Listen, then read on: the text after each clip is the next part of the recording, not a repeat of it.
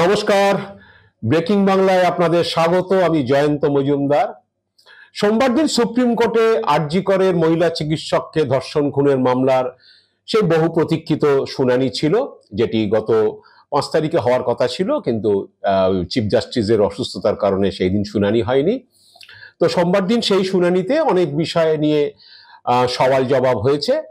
তো তার মধ্যে একটা অন্যতম বিষয় হলো যে সিবিআই পক্ষ থেকে যিনি আইনজীবী বা অ্যাটর্নি জেনারেল যিনি ছিলেন, তিনি সিবিআই পক্ষ থেকে একটি দাবি করেছেন, এবং সেই দাবিটার পরেই হচ্ছে খুব অনেকেই বিস্মিত বোধ করেছেন, অন্তত আইনজীবী মহলের একাংশ, যে সিবিআই কেন হঠাৎ এই ধরনের দাবি করতে গেল সুপ্রিম কোর্টে। তারা এই ফরেন্সিক রিপোর্ট নিয়ে সিবিআই এর পক্ষ থেকে আইনজীবী যিনি ছিলেন তিনি দাবি করেছেন যে তারা ফরেন্সিক রিপোর্ট যেটা সেন্ট্রাল ফরেন্সিক ল্যাবরেটরি করেছে সেটা নিয়ে তাদের একটা সন্দেহ রয়ে গেছে, এবং তার স্যাম্পেল কালেকশন নিয়ে সন্দেহ রয়ে গেছে। সেই কারণে ওই স্যাম্পেল আবার তারা এইমসে বা অন্য কোনো ল্যাবে পাঠাতে চায়। তো আমি যেটুকু জানি যে ঘটনার দিন, যেদিনকে 9ই আগস্ট ওই মহিলা চিকিৎসকের দেহ উদ্ধার হয়েছিল আরজি কর হাসপাতালের ইমার্জেন্সি বিল্ডিং এর 4তলা সেমিনার রুমে, তারপর কলকাতা পুলিশের পক্ষ থেকে সেই ফরেন্সিক স্যাম্পেল কালেকশনের জন্য সেন্ট্রাল ফরেন্সিক ল্যাবরেটরি, যেটা আমাদের বেনেপুকুরে, সেখানে রিকুইজিশন দেওয়া হয়। এবং এটা ঘটনা যে গত কয়েক বছর ধরে, আমি গত 10-15 বছর বা তারও আগের ঘটনা অনেক, যেগুলো আমি দেখেছি নিজে চোখে, সেন্ট্রাল ফরেন্সিক ল্যাবরেটরিকে জানালে তাদের লোকরা আসে, এবং তাদের যারা টেকনিশিয়ানরা আছে, যারা স্যাম্পল কালেকশনে অভ্যস্ত, তারা এসে স্পট থেকে স্যাম্পল কালেকশন করে, এবং স্যাম্পলটা কোন কোন স্যাম্পল নিতে হবে, কোনটা কিভাবে প্রিজার্ভ করতে হবে, সেগুলো তারাই করেন। কারণ অন্য লোক বা পুলিশের লোকরা স্যাম্পল কালেকশন করলে পুলিশের লোক যে করতে পারেন না তা নয়, কারণ তাদেরও সেই স্যাম্পল কালেকশনের ট্রেনিং দেওয়া হয়, তারা যখন ট্রেনিং চলে। কিন্তু সেন্ট্রাল ফরেন্সিক ল্যাবরেটরির লোকরা বা স্টেট ফরেন্সিক ল্যাবরেটরি বেলগাছিয়া যারাই আসুক, তারা হচ্ছে ওরাকে কিভাবে স্যাম্পেলটা কালেকশন করতে হবে এবং সেটা কিভাবে প্রিজার্ভ করতে হবে সেটা ওরা বুঝেই কালেকশন করা। তো আরজি করে মহিলা চিকিৎসকের ক্ষেত্রে হচ্ছে সেন্ট্রাল ফরেন্সিক ল্যাবরেটরির লোকজন এসে স্যাম্পেল কালেকশন করে, এবং সেই স্যাম্পেল নিয়ে যাওয়ার পরে এটা ডিএনএর জন্য হবে এবং অন্যান্য যে বিষয়গুলো থাকে সেইগুলো। তো তারপরে তারা রিপোর্ট দেয়। তো যেটুকু খবর সিবিআই সূত্রে, যে ওরা 9 তারিখে যে স্যাম্পেল কালেকশন করার পরে সিবিআই হাতে ইতিমধ্যেই রিপোর্ট দিয়েছে। তো সেই রিপোর্টে যেটুকু জানা যাচ্ছে যে সেখানে সঞ্জয় রায়, যে একমাত্র গ্রেপ্তার হয়েছে, কলকাতা পুলিশ যাকে গ্রেপ্তার করেছে, যে এখন যাকে সিবিআই কাস্টাডিতে নিয়েছিল, এখন জেল হেফাজতে রয়েছে, সেই সঞ্জয়ের ডিএনএ ম্যাচ করেছে, এবং সঞ্জয় রায়ের জামা কাপড়, তারও হচ্ছে ব্লাড স্যাম্পেল ডিএনএর জন্য পাঠানো হয়েছিল সেই সেন্ট্রাল ফরেন্সিক ল্যাবরেটরির কাছে। তো সেই রিপোর্ট ইতিমধ্যেই সিবিআই পেয়েছে। এরপরে সিবিআই তদন্তভার নেওয়ার পরে সিবিআই হচ্ছে তারাও কিছু স্যাম্পেল সিএফএসএল এ পাঠিয়েছিল, তাদের কিছু কনফিউশন থাকায় সেগুলোকে ক্লিয়ার হওয়ার জন্য। তো সুপ্রিম কোর্টে সিবিআই পক্ষ থেকে সেই সেন্ট্রাল ফরেন্সিকের স্যাম্পেল কালেকশন এবং রিপোর্ট নিয়ে এদিন সন্দেহ প্রকাশ করা হয়েছে, এবং তারা জানিয়েছে যে তারা ফার্দার আবার সেটা এইমসে পাঠাতে চায় বা অন্য কোনো ল্যাবরেটরিতে পাঠাতে চায়। এখন প্রশ্নটি যে কেন্দ্রীয় সরকারের কোনো ল্যাবরেটরি এবং কলকাতা পুলিশের, আমি যেটুকু জানি অন্যান্য মামলাতে সাধারণত স্টেট পুলিশকে স্টেট যে ফরেন্সিক ল্যাবরেটরি বেলগাছিয়াতে, সেখানেই রিকুইজিশন দেওয়া হয়, এবং তারা এসে স্যাম্পল কালেকশন করে নিয়ে পরবর্তীকালে ফরেন্সিক রিপোর্ট তারা দেয় তদন্তকারী আধিকারিকদের। কিন্তু যেহেতু এই মামলাটা যে একটা স্পেশাল কেস হিসাবে ট্রিট করা হয়েছিল, যে একজন চিকিৎসক সে হাসপাতালে খুন ধর্ষণ হয়েছে, সেই কারণে কলকাতা পুলিশের তরফে সেন্ট্রাল ফরেন্সিক ল্যাবরেটরির সঙ্গে যোগাযোগ করে তাদেরকে লোক পাঠিয়ে স্যাম্পল কালেকশনের জন্য রিকুইজিশন দেওয়া হয়, এবং তারা এসে কালেকশন করে সেই রিপোর্ট পরবর্তীকালে কলকাতা পুলিশ সেন্ট্রাল ফরেন্সিক ল্যাবরেটরিকে জানিয়ে দেয় যে কেস হস্তান্তর হয়ে গেছে হাইকোর্টের অর্ডারে, তাই রিপোর্ট যাতে সিবিআইকে দেওয়া হয় সেটা কলকাতা পুলিশের পক্ষে জানানো হয়। সিবিআই ইতিমধ্যে সেই রিপোর্ট পেয়েছে, এবং সেখানে সঞ্জয় রায় একমাত্র ডিএনএ তার ম্যাচ করেছে, আদার্স কারোর ডিএনএ বা অন্য কোনো উপস্থিতি ম্যাচ করেনি।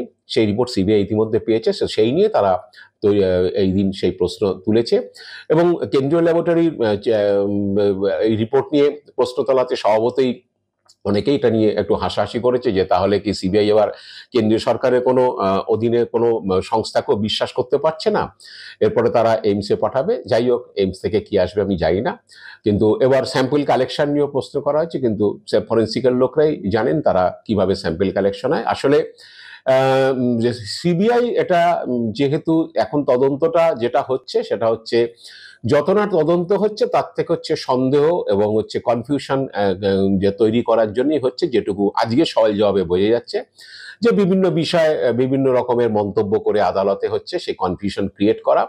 কারণ সেন্ট্রাল গভর্নমেন্টের কোনো সংস্থার যদি রিপোর্ট সিবিআই বিশ্বাস করতে না পারে বা তাদের মন পছন্দ না হয়, সেটা এখন পুলিশের ঘাড়ে চাপানো যাচ্ছে না। তাই হচ্ছে নানান ধরনের তারা প্রশ্ন করছে এবং কনফিউশন তৈরি করছে। তো যেটা হয়েছে যে এর মধ্যে আবার আরো প্রশ্ন তোলা হয়েছে যে কোনো যে মার্ডার বা ধর্ষণ এরকম যে ঘটনা, প্রথম 5 ঘন্টা খুব গুরুত্বপূর্ণ, তাই আমরা 5 দিন বাদে তদন্ত পেয়েছি। আবার কনফিউশন তৈরি করার চেষ্টা হয়েছে যে প্রথম 5 ঘন্টাতেই অনেক কিছু চেঞ্জেস হয়ে গিয়েছে, তাই আমরা 5 দিন বাদে তদন্ত পেয়েছি। তাই আমরা মনে করছি যে কিছু পাল্টে গিয়ে থাকতে পারে, বা তারা সন্দেহ করছে বা ধারণা করছে পাল্টে গিয়ে থাকতে পারে। তো আমি সিবিআই আধিকারিকদের কাছে প্রশ্ন করি যে এমন কোনো মামলা পশ্চিমবঙ্গে বা ভারতবর্ষে দেখাতে পারবেন যে সিবিআই 5 ঘন্টার মধ্যে নিচ্ছে বা নিয়েছে ইদানিংকালে? কারণ বেশিরভাগ সিবিআই হাতে মামলাই আসে হচ্ছে সংশ্লিষ্ট রাজ্যের পুলিশ বা সংশ্লিষ্ট সিটি পুলিশ, তারা তদন্তটা। কারণ মার্ডার বা খুন হলে এগুলো তো সিবিআই করার কথা না, law and order state subject, সেক্ষেত্রে পুলিশই প্রথম তদন্তটা শুরু করে। কিন্তু অনেক ক্ষেত্রে দেখা গেছে যিনি মারা গিয়েছেন বা খুন হয়েছেন তার পরিবার হয়তো সেই পুলিশি তদন্তে সন্তুষ্ট নয়, তিনি আদালতে দ্বারস্থ হয়েছেন যে তিনি পুলিশি তদন্তে সন্তুষ্ট নন, তাই তিনি সিবিআইতে। এটা শুধু বাংলায় বলে না, এটা সারা ভারতবর্ষের ক্ষেত্রেই প্রযোজ্য। উত্তরপ্রদেশে কোনো খুন ধর্ষণ হয়েছে, কোনো মেয়ে, তার পুলিশ তদন্ত করেছে, তারপরে হয়তো পরিবার সন্তুষ্ট নয় বলে তার আদালতে গিয়েছে। আদালত আদেশ দেওয়ার পর সিবিআই এসে সিবিআই দেখেছে যে পুলিশ সঠিক তদন্ত করেছে নাকি কোনো কিছুতে সেখানে তাদের মধ্যে কোনো লুফলস রয়েছে, সেগুলোই সিবিআই তদন্ত করে বার করে। এইসব মামলায় ম্যাক্সিমাম 99% সিবিআই তাই পায়।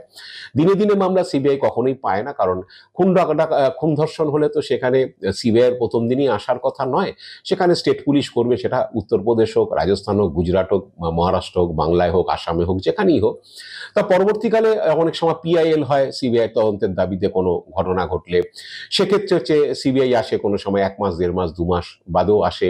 পরবর্তী তারা খুঁজে বার করার চেষ্টা করে যে প্রকৃত সত্য কি। এটাই হচ্ছে সিবিআই এই ধরনের মামলাই করে, ইনস্টিটিউশনাল কেস নয় যে সিবিআই ডে 1 থেকে তদন্ত করবে। যাই হোক, এসব প্রশ্ন তোলা হয়েছে, আসলে সব হচ্ছে কনফিউশন ক্রিয়েট করার জন্য এগুলো করা হচ্ছে। এই বাংলায় আমার যেটুকু মনে আছে গত 25-30 বছরের মধ্যে আমার সাংবাদিকতার জীবনে আমি দেখেছি 2টি মামলা দিনে দিনে সিবিআই পেয়েছিল। একটি মামলা ছিল রবীন্দ্রনাথের নোবেল চুরির মামলাটা, যেদিনকে জানাজানি হওয়ার পরে বোলপুর থানাতে কেস লেখা হয়েছিল। লেখার পরে রাজ্য সরকার সেদিনই বলেছিল যে এটা সিবিআই তদন্ত করবে। সিবিআই পরের দিন থেকে সেই তদন্ত ভার নেয়। সেই মামলার কোনো কিনারা হয়নি, আজও রবীন্দ্রনাথের নোবেল পাওয়া যায়নি। আর দ্বিতীয় যে মামলাটি আমার মনে পড়ছে দিনে দিনে দেওয়া হয়েছিল, সেটা হচ্ছে সিঙ্গুরে তাপসী মালিকের অস্বাভাবিক মৃত্যুর মামলা। সেই মামলা হচ্ছে তাপসী মালিককে খুন করা হয়েছে কিনা বা কে খুন করেছে সেটা আজও জানা যায়নি। তবে 2জন জেল খেটেছে খুনের ষড়যন্ত্র করার জন্য, যেটা সিপিএম এর 2 নেতা। তো এই হচ্ছে সিবিআই এর ট্র্যাক রেকর্ড, এবং সিবিআই এইভাবে মামলা পেয়ে থাকে। হাথরাসের উত্তরপ্রদেশে হাথরাসের দলিত তরুণীকে খুন ধর্ষণ মামলা, সেটাও সিবিআই পেয়েছিল প্রায় হচ্ছে 1 মাসের মাথায়।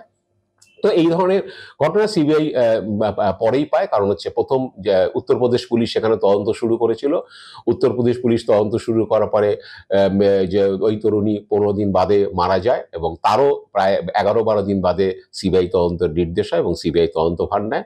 সেই মামলা এখনো চলছে। যাই হোক, সিবিআই এই ধরনের প্রশ্ন তুলেছে। এখন বিষয়টা হলো যে আসলে মনে হয় সঞ্জয় ডিএনএ ম্যাচ করে যাওয়া এবং হচ্ছে সমস্ত কিছুতে সিবিআই ইতিমধ্যে বুঝতে পেরেছে যে এখানে নতুন করে আর কিছু করার বোধহয় তাদের বিশেষ নেই, কারণ সাইন্টিফিক এভিডেন্স তা বলছে না, এবং সিসিটিভি ফুটেজেরও তারা পেয়েছে। এবং সিসিটিভি ফুটেজ তারা যদি তারা বলেছে 4টে ক্লিপিংস তারা পেয়েছে 27 মিনিটের, এবং যদি সে সিবিআই পরবর্তীকালে দাবি করে যে তাদের 48 ঘন্টা, 24 ঘন্টা, 48 ঘন্টার ফুটেজ দেওয়া হোক, সেটাও হয়তো তারা পেয়ে যাবে, সেটাও জানে। তো এইসব নিয়ে প্রশ্ন তুলে এখন একটা কনফিউশন ক্রিয়েটের হাতে চেষ্টা করা হচ্ছে। যাই না, তারা স্ট্যাটাস রিপোর্ট দিয়েছে সোমবার দিন সুপ্রিম কোর্টে। আগামী 17 তারিখ সেপ্টেম্বরে সেদিন পরবর্তী শুনানি রয়েছে, এবং সিবিআই সেই তদন্ত রিপোর্ট বা সেই তাদের স্ট্যাটাস রিপোর্ট নিয়ে সুপ্রিম কোর্ট কি মন্তব্য করবে তার জন্য আমরা তো অপেক্ষা করব। এবং এদিন পাশাপাশি সিবিআই তদন্ত এবং স্টেট পুলিশের থেকে তারা কতটা সাহায্য পেয়েছেন না পেয়েছেন, এইসব বিষয়ে নানান বিষয়ে হচ্ছে আলোচনা, সওয়াল জবাব হয়েছে। তো এর মধ্যে যেটা হয়েছে আরেকটি উল্লেখযোগ্য বিষয়, সেটা হচ্ছে প্রধান বিচারপতি ডিওয়াই চন্দ্রচূড় তিনি চিকিৎসক আরজি কর হাসপাতালে যারা আন্দোলনরত চিকিৎসক, সে আন্দোলনরত বা চিকিৎসক বা এই ইস্যুকে কেন্দ্র করে যেসব চিকিৎসক আন্দোলনে রয়েছে তাদেরকে আগামীকাল মঙ্গলবার বিকেল 5টার মধ্যে কাজে যোগ দেওয়ার নির্দেশ দিয়েছেন। কারণ এর আগের দিন যখন শুনানি হয়েছিল গত মাসে, সেদিন প্রধান বিচারপতি আন্দোলনরত চিকিৎসকদের কাছে অনুরোধ করেছেন যে তারা যাতে কাজে ফিরে যান, কারণ চিকিৎসকদের মূল কাজ হলো সাধারণ মানুষকে চিকিৎসা দেওয়া।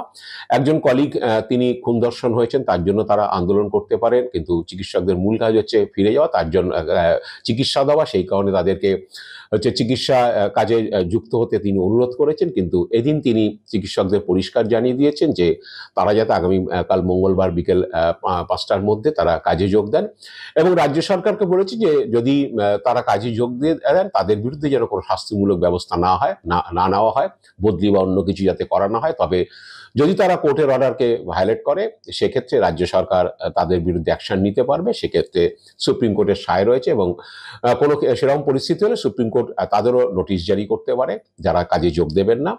তো এটা পরে অনেকেই প্রশ্ন উঠেছে যে আন্দোলনের আঁতুড়ঘর আরজি কর মেডিকেল কলেজ, যেখানে জুনিয়র ডাক্তাররা ম্যাক্সিমাম এবং অনেক সিনিয়র ডাক্তারদেরও তাতে স্বতঃস্ফূর্ততা রয়েছে, সায় রয়েছে, তো সেই আন্দোলনে কি সুপ্রিম কোর্ট জল ঢেলে দিল বা প্রধান বিচারপতি জল ঢেলে দিলেন?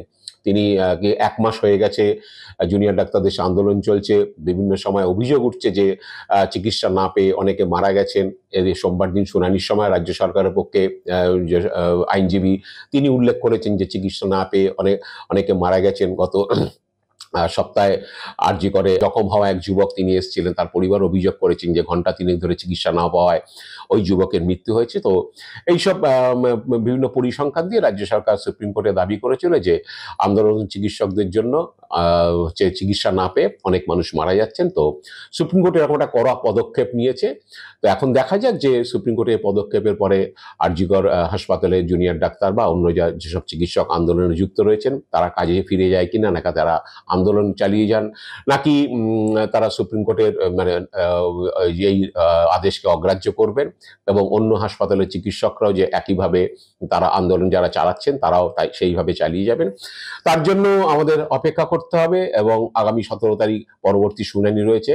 এর মধ্যে চিকিৎসকরা আন্দোলনে ফিরে যাবেন কিনা, সিবিআই আবার নতুন কোনো তথ্য হাজির করতে পারবে কিনা কোর্টের কাছে, এই খুনের আরো কিছু অগ্রসর তারা খুনের মামলায় বা খুন ধর্ষণের মামলা অগ্রসর হতে পারবে কিনা, সেটার জন্য আমাদের 17 সেপ্টেম্বরের শুনানি পর্যন্ত অপেক্ষা করতে হবে। আজ এ পর্যন্তই। আপনারা ভালো থাকবেন, সুস্থ থাকবেন। নমস্কার।